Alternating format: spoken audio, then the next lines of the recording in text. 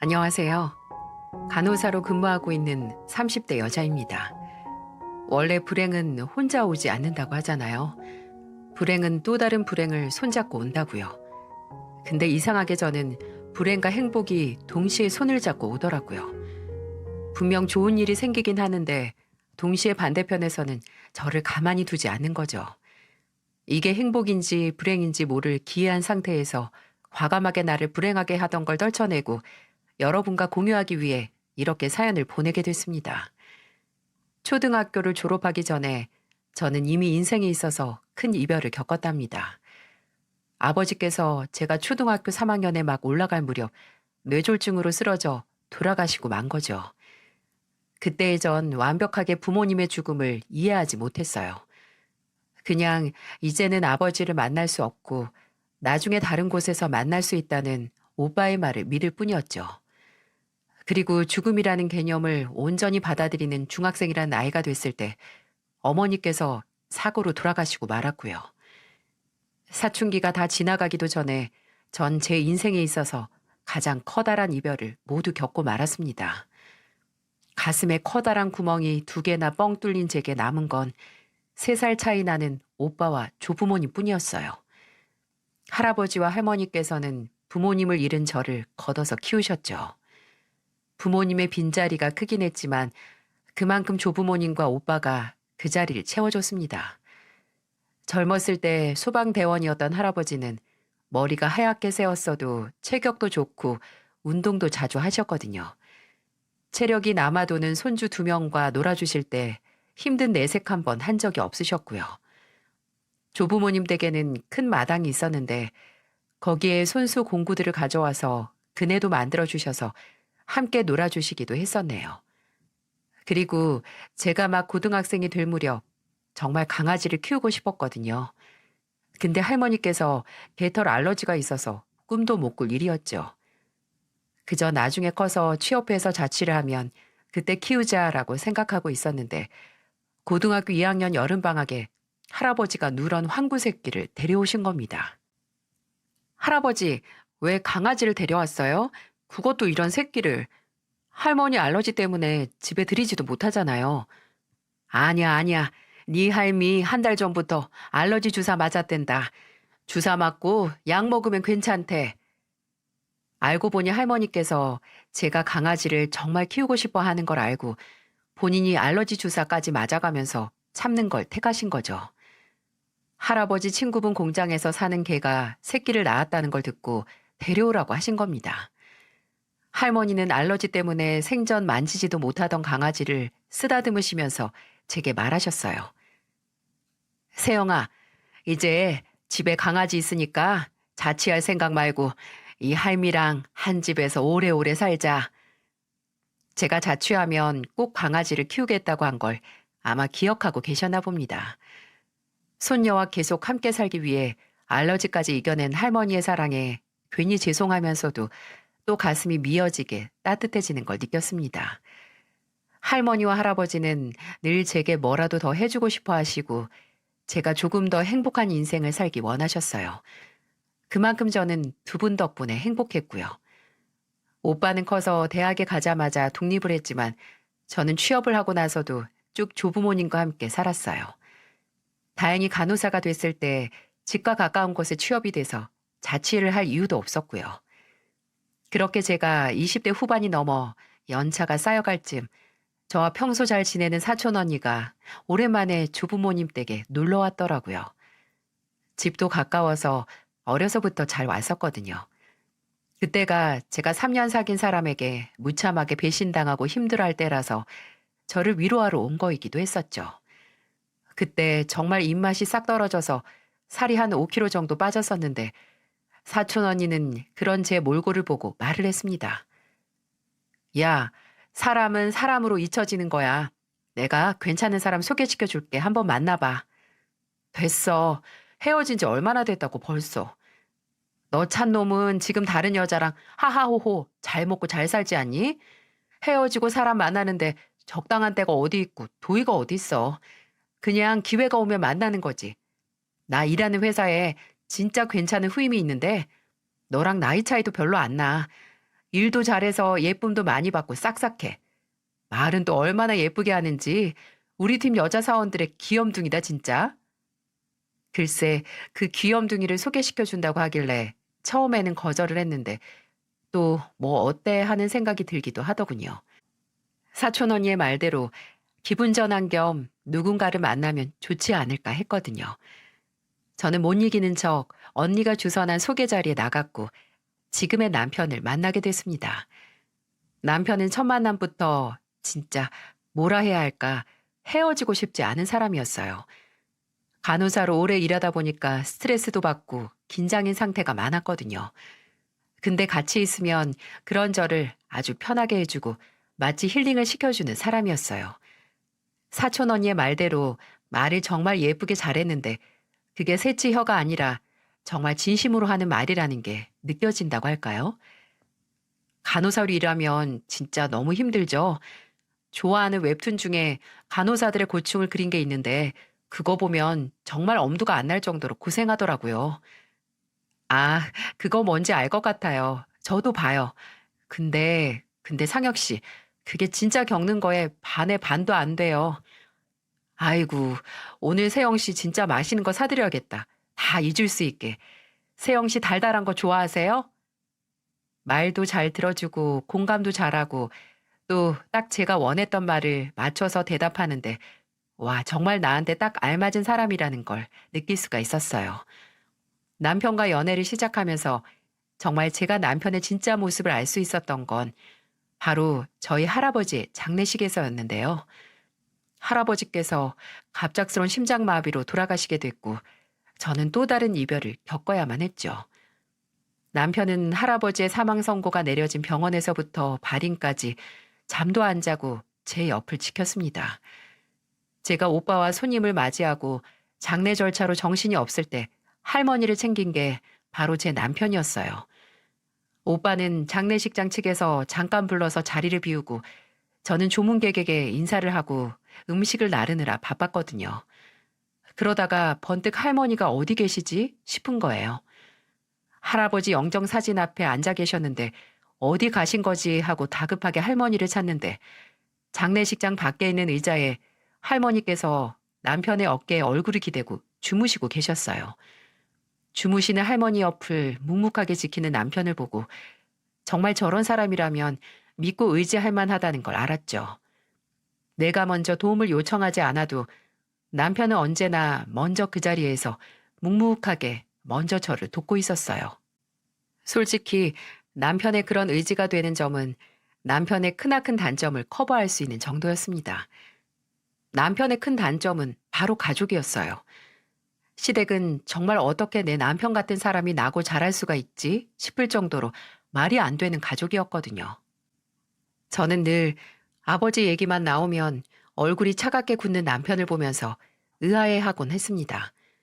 예전에 한번 저희 부모님 얘기를 했는데 이때 시아버지에 대한 남편의 증오를 알 수 있었어요.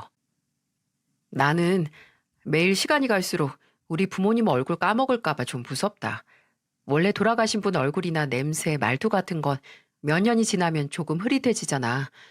분명 대학교 때까진 우리 아버지 손에서 나는 미약한 담배 냄새 같은 걸 기억했는데 이제 정말 기억이 안 나서 슬퍼. 초등학교 때 돌아가셨다고 했나? 아버님이랑 진짜 사이 좋았나 보다. 손냄새도 다 기억하고. 내가 아버지 손 만지는 걸 진짜 좋아했거든. 상혁 씨는 없어? 부모님 돌아가시면 이것만은 기억하겠다 하는 거. 나는 없었으면 좋겠어. 특히 아버지 돌아가시면 아버지에 대한 모든 기억을 잊고 싶어. 이때까지만 하더라도 와 진짜 사이가 안 좋은가 보다. 시아버지가 남편에게 잘못을 크게 했나 생각했습니다. 대체 뭐 때문에 그러지? 궁금했어도 까놓고 물어보기 어렵더라고요. 그렇게 상견례 전에 간단하게 인사드릴 겸 시댁에 갔는데 아, 왜 남편이 가족 이야기만 나오면 말을 안 하고 또 결혼해도 시댁과 교류를 할 일 없다고 날 안심시켰을까 납득이 되더군요. 좁고 낡은 빌라는 딱히 놀랍지 않았어요. 남편에게서 시댁 경제 상황 같은 건 미리 들었거든요. 남편이 능력이 없는 사람도 아니고 남편의 배경을 보고 시작한 게 아니니 크게 신경을 안 썼죠. 저를 놀라게 한 건 바로 시댁 식구들 그 자체였습니다. 일단 시아버지께서는 제가 오든 말든 신경을 쓰지도 않고 컴퓨터로 고스톱을 치고 계셨어요. 아버지, 새형이 왔잖아요. 그것 좀 끄고 나오셔서 며느리 될 사람 얼굴은 보셔야죠. 아, 잠깐 있어봐. 나 지금 이거 못 끝내. 기다려봐 좀. 아들이 나와보라고 해도 한 판만 끝낸다고 으름장을 놓고 정말 한 15분 뒤에 나오시더라고요. 난닝구와 반바지 차림으로 말이죠. 그리고 거실에서 자리에 앉자마자 제게 이런 말을 하셨습니다. 아이고, 우리 며느리 외모가 수준급이네. 낭창낭창한 게 학창 시절에 남학생들 열어 돌렸겠어. 지금까지 남자친구는 얼마나 만났나? 어? 간호사면 여기저기서 며느리 삼겠다고 줄을 설 텐데. 외모가 어쩌니 저쩌니 저게 칭찬인가 싶을 정도로 불쾌한 말들이었어요. 남편이 시아버지에게 그만하라고 경고를 했고 더 놀라운 건 시누이와 시어머니 둘 다 이런 시아버지의 행동을 마치 매일 있는 일인 것처럼 아무렇지 않아 했다는 겁니다. 오히려 시누는 갑자기 제게 눈 성형한 거냐고 코 필러 넣은 거냐고 묻기까지 했고요. 반질반질한 외모에 예쁘장한 시누이는 솔직히 누가 봐도 성형을 한 얼굴이었어요. 그냥 외모에 신경을 많이 쓰나 보다 관심이 많네 하고 생각을 했죠. 정말 불편함의 최대치를 찍게 된 건 식사를 마치고 후식으로 과일까지 다 먹을 때쯤 조용히 계시던 시어머니가 갑자기 신세 한탄을 시작하셨기 때문이었어요. 내가 뭣도 모를 때 저 양반 만나가지고 죽어라 고생만 하고 애 둘 낳아서 몸도 다 망가지고 진짜 평생 고생만 했다. 아니지 지금도 고생하지. 죽어라 남의 건물 쓸고 닦고 하니까. 부모 복도 없어 남편 복도 없어. 그나마 자식 복은 좀 있는데 아유 얘 새아가 넌 부모님 없어도 다른 복은 넘친다 넘쳐.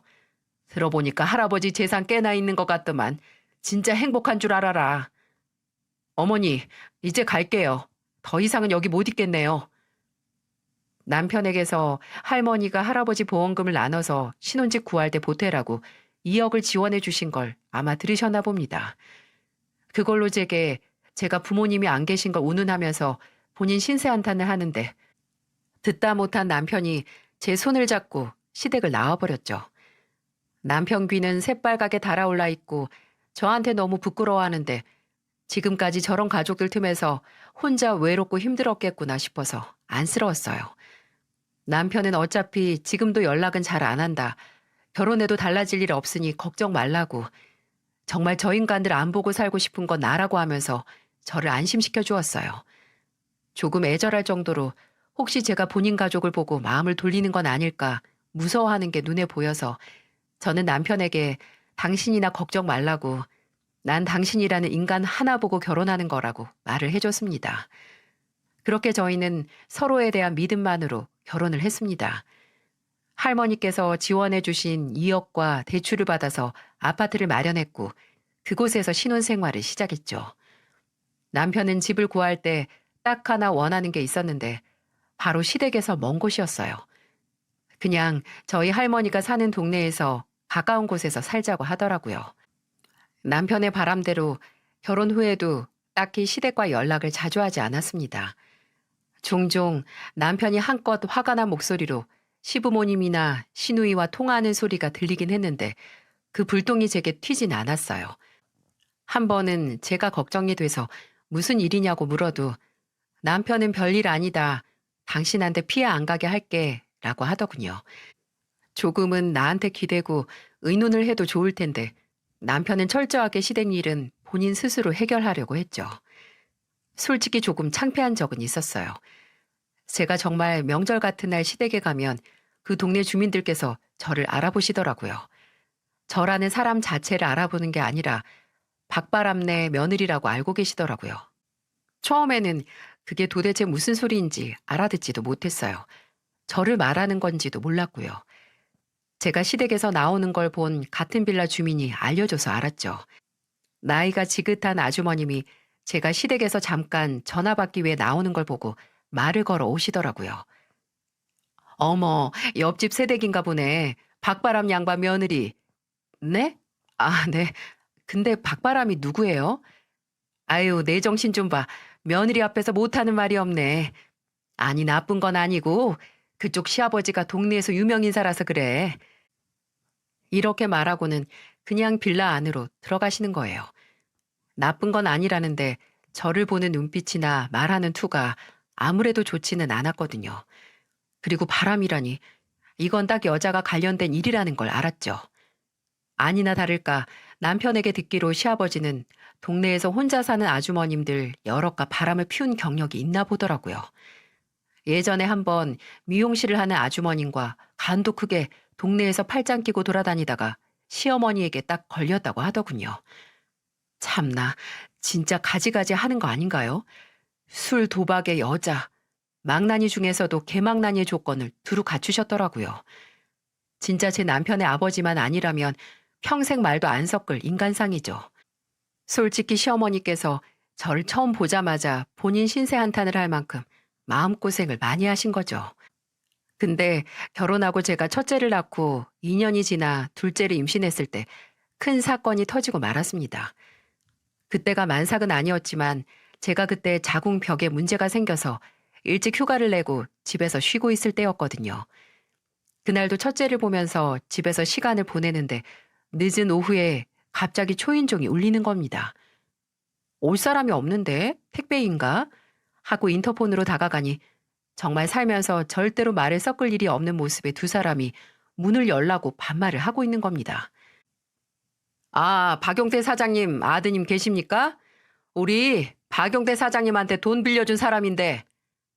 박상태는 다름 아닌 제 시아버지의 성함이었고 저희 집에 찾아온 사람들은 시아버지에게 돈을 빌려준 사채업자인 겁니다.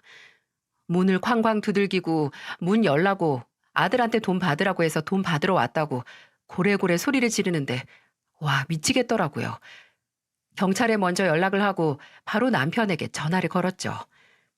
황당함과 분노가 섞인 목소리. 그때가 다행히 남편이 퇴근할 시간쯤이라서 남편은 빨리 가겠다고 조금만 참으라고 하더군요. 근데 제가 참고 말고 할 것도 없이 현관문 밖에서는 사채업자들이 남편의 이름, 제 이름을 불러가면서 문 열라고 하고 그 소리에 깬 첫째가 놀라서 울고 진짜 지옥 그 자체였어요. 다행히 30분 안에 경찰과 남편이 도착을 했죠. 제가 너무 놀랐는지 배가 단단하게 뭉쳐서 당기는 느낌이 들더라고요. 배가 그러니 밖에 나가서 어떻게 된 일인지 물을 수도 없고요. 몇 분이 지나서 남편이 들어왔는데 얼굴이 울그락불그락해져서 화가 잔뜩 나 있었죠. 제가 배를 잡고 거실 바닥에 주저앉아 있으니 놀라서 다가오더라고요. 그냥 놀라서 그런 것 같아. 그건 됐고 뭔데? 어떻게 알고 우리 집에 온 거야? 아버지가 이번에 또 도박을 했나 봐. 약속한 날 지나다고 해서 본가에 찾아갔는데 아버지가 아들이 돈 잘 번다고 아들한테 가서 받으라고 했다고. 여보, 진짜 미안하다. 정말 이런 일이 일어날 줄은 몰랐어. 내가 진짜 가서 어떻게 단판을 지어야지. 아니, 아버님은 어떻게 손주들이 있는 걸 뻔히 알면서 우리 집을 알려줘? 보니까 우리 이름도 말한 것 같은데 직장까지 알면 어떻게 할 거야? 미안해 정말. 일단 아버지한테 자초지종 물어보고 다신 이런 일 없도록 해야지. 그걸 어떻게 장담해. 아버님이 하지 말란다고 안 할 나이야? 평생 그렇게 살아오셨다며. 일단 그 돈부터 얼만지 알아봐. 우리 이름이랑 집을 알고 있으면 당장 돈부터 갚아야지. 저는 집에 있는 아이와 제 뱃속의 아이가 걱정이 됐습니다. 경찰을 불렀어도 당장 무슨 일이 난 것도 아니니까 처벌을 할 수도 없고 시아버지께서 돈을 갚을 때까지 저희 집에 찾아올 수 있으니까요. 남편은 본가로 가서 시아버지에게 화를 낼 겨를도 없이 원금이랑 이자가 대체 얼마냐고 물었고 500만 원 정도를 빌려드려 빚을 갚을 수 있었어요. 남편은 더 이상 이런 일 없도록 하라고 다음에 또 이런 일 있으면 절대로 안 도와줄 거라고 아버지까지 개인정보 유포로 경찰에 신고할 거라고 엄포를 놓고 왔다고 하네요. 그래도 급한 불은 껐으니 더 이상 문제될 게 없겠지 했는데 이건 그저 암흑 같은 종말의 시작이었어요. 돈 문제를 한번 해결하고 나니 물꼬가 트였다고 생각을 했는지 스멀스멀 시댁 식구들이 연락을 해오기 시작했어요. 신우이는 무슨 바디 프로필? 운동하고 다이어트해서 몸을 만든 다음에 프로필 사진을 찍는 그걸 하고 싶다고 남편에게 연락을 해서 돈을 빌려달라고 하고, 시어머니는 개를 시작하고 싶은데 삼짓돈이 없다고 빌려달라고 제게 연락을 하고, 또 시아버지가 갑자기 집을 나갔다고 새벽에 울며 불며 시어머니한테 전화가 오고, 집 나간 것도 아니었어요. 어디 콜라텍인지 어딘지 가서 밤새 흥청망청 놀다가 연락이 끊겼던 거죠. 참 여러 가지로 사람을 못 살게 만들었습니다. 얼마나 스트레스를 받았는지 저는 둘째를 예정일보다 더 빠르게 낳게 됐고, 제 딸은 태어나자마자 인큐베이터에서 처음 만난 세상의 공기를 마셔야 했죠. 남편은 더욱더 제게 미안해했어요. 근데 남편 잘못도 아니고 제가 이걸 모르고 결혼을 한 것도 아니잖아요. 물론 제 상상을 뛰어넘긴 했지만 결혼을 한 이상 어느 정도 감수해야 될 일이라고 생각을 했습니다. 둘째를 낳고 의무적으로 시댁에 둘째를 소개하려고 간 날 시아버지의 치정국도 보게 됐어요. 진짜 제 입으로 말하기도 민망하고 창피하네요. 글쎄 시아버지가 양다리를 걸쳤는데 심지어 그 걸친 다리 중에 저희 시어머니는 없었어요. 다른 여자 2명 사이에서 양다리를 걸친 겁니다. 아니 그 여자, 아니 그 아주머님들도 참 아쉬울 것도 없지. 뭐하러 시아버지 같은 사람을 만났는지 모를 일입니다. 아무튼 그 2사람이 날 잡고 시댁에 쫓아왔는데 그날이 저와 남편 또한 시댁에 가는 날이었던 거죠. 어떻게 된지도 몰라요. 저는 그 여자들이 시댁에 쳐들어와서 시아버지 멱살 잡았을 때 남편과 애들 챙겨서 바로 집으로 돌아왔거든요. 나중에 시어머니가 연락을 해서 또 시아버지에 대해 불만을 털어놓으면서 하는 말이, 그날 왜 그렇게 갔냐고, 우리 손주 얼마나 보고 싶어 했는데 왜 그랬냐고 하는 겁니다. 아니, 왜 그랬겠냐고요. 어머님, 저 이제 애들 데리고는 절대 시댁으로 안 가요. 아니, 왜? 내가 내 손주 얼굴도 못 보고 살아야 하나? 이번에 애들 데리고 무슨 일 났나 보세요. 손주들한테 할머니, 할아버지 창피한 걸 보여드릴 순 없잖아요. 불안해서 못 가겠어요. 사채업자에 바람난 아주머님들의, 솔직히 애들한테 보여주고 싶지 않아요. 명절에도 애들은 저희 할머니 댁이나 오빠네 맡길 거예요. 그러니까 애들 보고 싶으시면 밖에서 만나거나 아니면 그냥 저희 집으로 오세요. 솔직히 이 말도 후회되긴 했어요.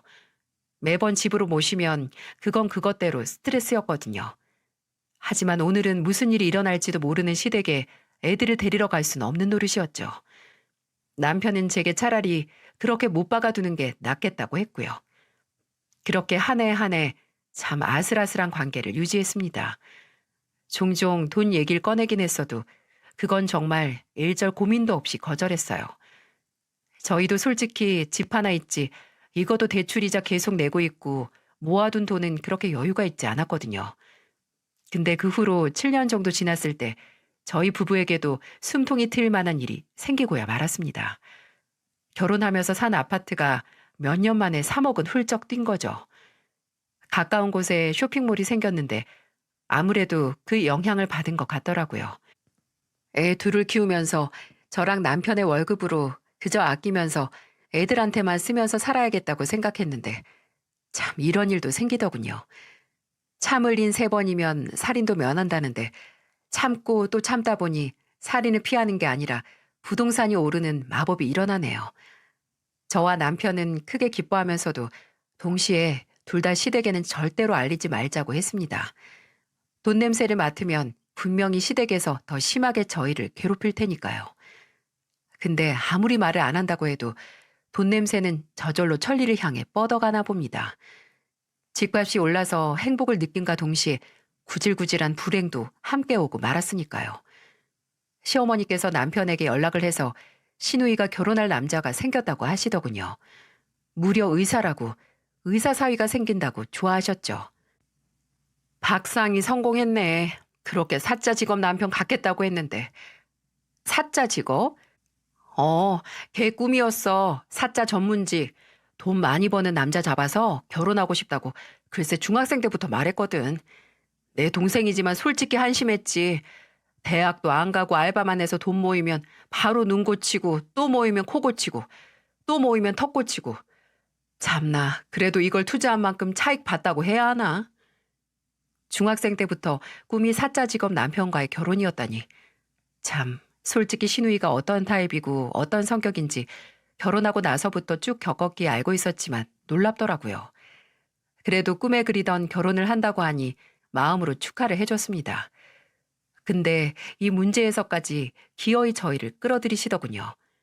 하루는 복직을 한 병원에서 일을 하고 교대 시간이 돼서 퇴근 준비를 하고 있는데 시어머니에게 전화가 오더라고요.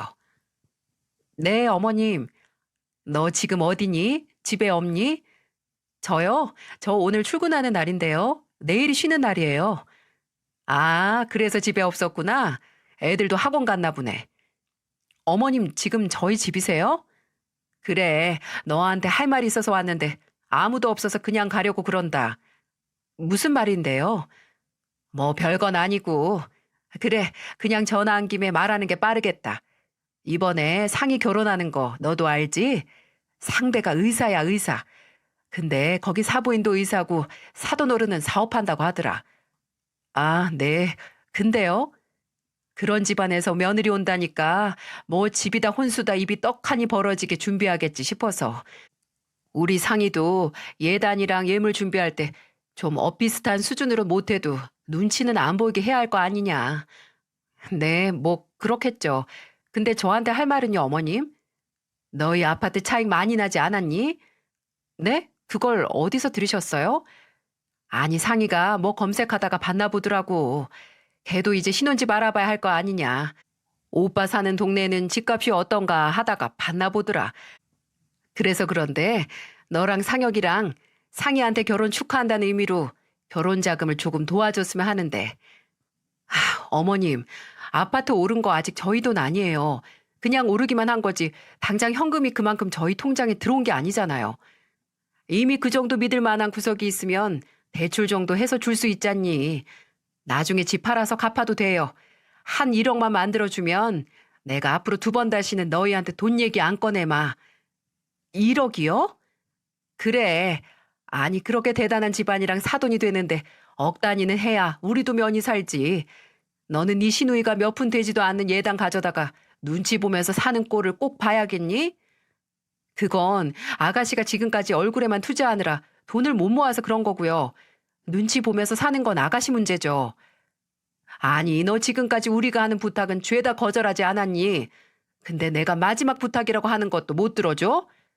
어머님, 아무리 제가 가족이고 며느리라고 해도 어머님이랑 아버님, 아가씨가 하는 부탁을 모두 들어줘야 하는 거 아니잖아요. 그리고 그 부탁이라는 게 거의 돈이었고요. 어머님, 저 정말 어머님이랑 돈 얘기 그만하고 싶어요. 저는 아가씨 결혼에 1억씩이나 못 보태니까 그렇게 아셨으면 좋겠어요. 뭐? 야! 그럼 끊을게요. 1억, 1억이라니. 제가 결혼할 때는 이불 하나, 아니 수저 세트 하나 사주지 않았으면서 시어머니의 딸이 결혼한다니까 1억을 내놓으라니. 진짜 어처구니가 없더라고요.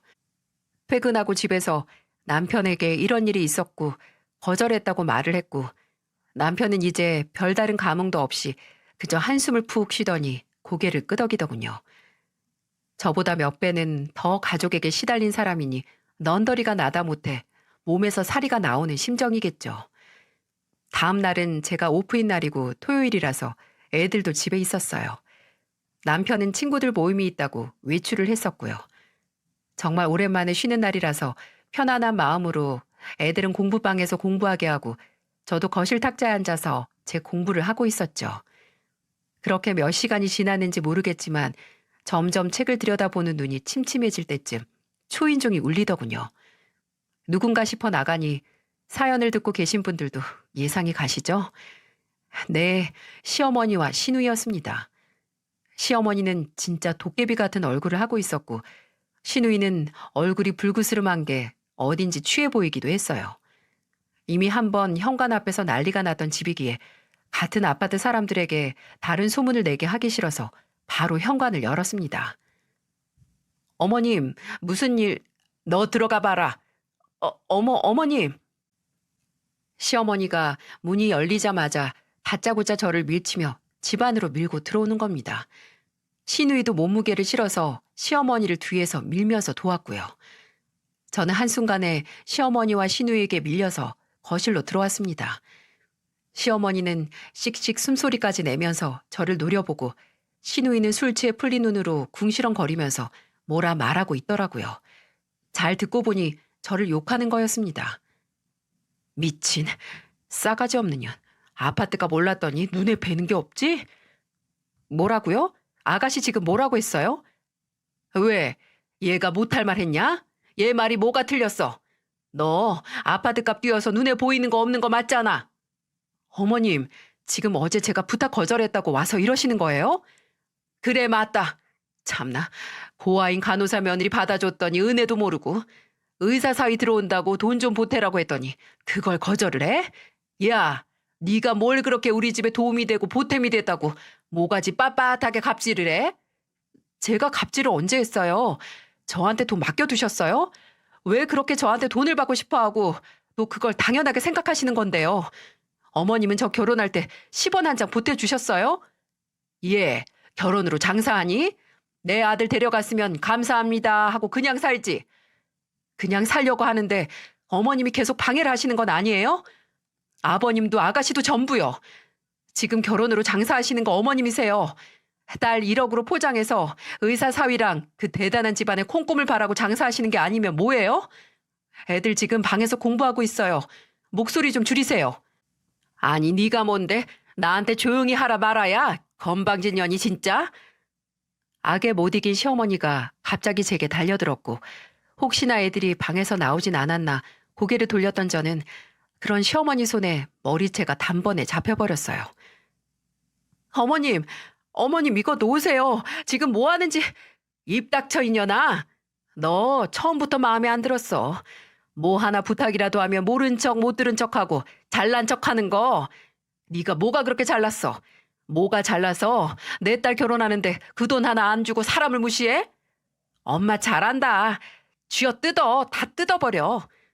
우리 집안 무시하는 너같이 건방진 년은 좀 당해봐야 돼. 한번 매타작을 해야 두 손이 개발이 되게 빌지. 시어머니는 제 머리를 뜯고 등을 때리면서 온갖 저주의 말을 늘어놓았고 시누이도 옆에서 합세해서 제 머리를 치더라고요. 두 명이 한꺼번에 덤비니 정말 당해낼 재간이 없더군요. 저는 몸을 한껏 구부린 채 몸을 피하려고 비틀거렸죠. 그때 어디서 문이 쾅 하고 열리는 소리가 들리더니 탁탁 야무진 발소리가 들렸어요. 그리고 이내 나요. 우리 엄마 나. 어머 이게 뭐야? 정우 너 그만 안 해? 너 뭐로 할미를 때리는 게야? 아야 이거 뭐야? 놓으라고. 우리 엄마 당장 놔. 하영아 경찰에 신고해. 112에. 목소리의 주인공은 다름 아닌 11살 난 제 아들이었어요. 그때까지도 상황 파악이 안 되더군요. 시어머니와 시누이가 놀라 뒤집어지는 소리가 나고 뭔가 채찍질하는 소리도 들렸어요. 아들이 뭘 했는지 시누이와 시어머니 둘 다 잡고 있던 제 머리를 놨고 저는 간신히 고개를 들어서 주변을 둘러봤습니다. 저는 제 눈앞의 광경을 믿을 수가 없었어요. 놨잖아. 정우 너 그만해. 아유 아야.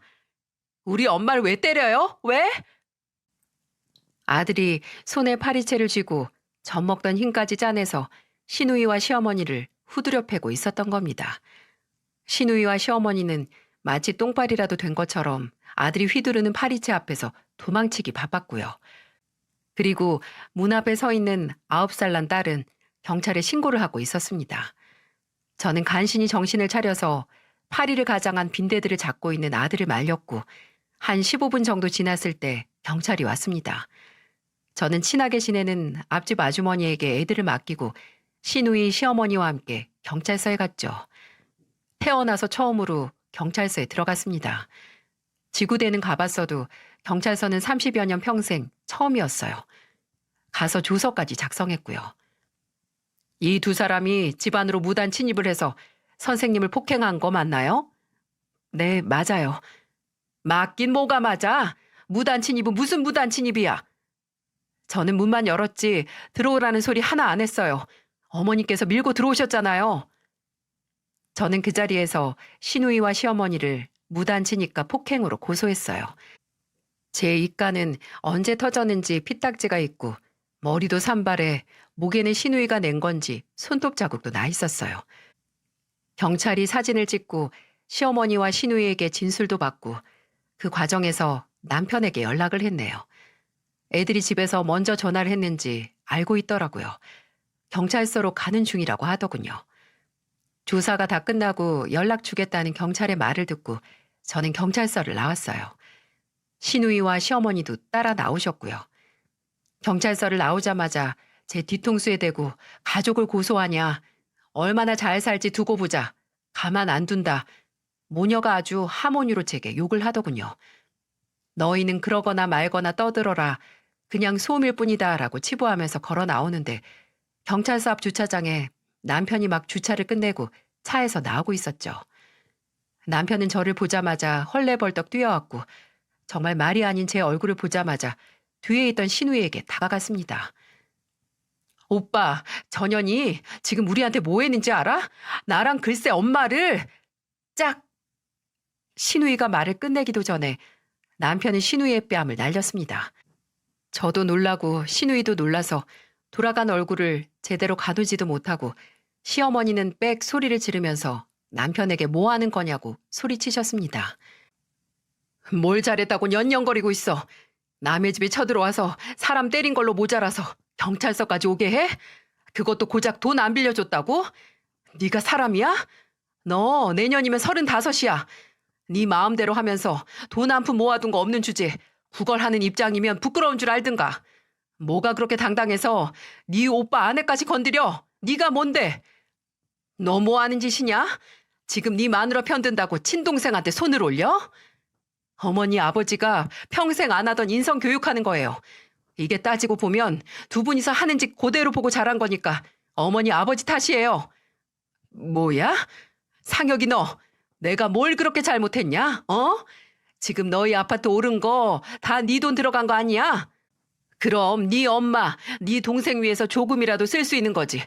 뭐가 무섭다고 네 마누라 눈치를 보고 있어. 이게 지금 눈치 보고 자시고의 문제예요? 그래, 말 잘하셨네. 아파트요? 그 아파트 처음에 어떻게 샀는데? 저 사람 소중하게 키워준 할머니께서 주신 돈 보태서 산 아파트예요. 그 아파트에 어머니 아들 지분은 하나 없고 다 저 사람 지분이라고요. 근데 어떻게 어머니가 그걸 탐내요? 우리 결혼할 때 저나 저 사람한테 뭐 해준 게 있다고. 오빠는 나 결혼하는데 조금도 못 해줘? 그렇게 아깝냐고. 그래, 아깝다. 평생 받는 것만 알고 지 외모 꾸미는 데만 눈 시뻘개져서 산 너 같은 애한테 1,000원 한 장도 아까워.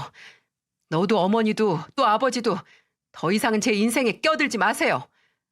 상혁이 너 지금 우리랑 연을 끊겠다 그거야? 네, 맞아요. 왜 지금까지 질질 끌어왔는지 도통 모르겠네요. 제가 바보 등신이었어요. 앞으로 2번 다시 연락도 집으로 찾아오지도 마세요. 정말 어머니 아들 죽는 꼴 보고 싶으면 해보시던가요. 그날 남편의 눈은 어딘지 제가 봐도 조금 무서웠어요.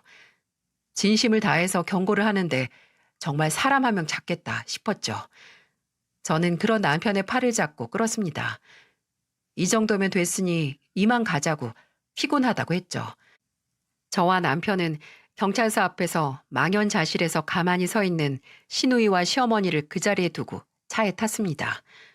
남편은 집으로 운전하는 내내 아무 말이 없었어요. 저도 말없이 그저 목에 난 상처에서 따끔거리는 통증을 느끼면서 가만히 있었고요. 아파트 단지에 들어서서 주차장에 주차를 하자마자 남편은 시동을 끄고 아이처럼 울었습니다. 핸들에 고개를 파묻고 어깨를 들썩이면서 울더군요. 그때 남편이 느낀 감정은 제가 어떻게 가늠할 수 없는 정도로 서럽고 외롭고 수치스럽고 또 허무했을 것 같아요.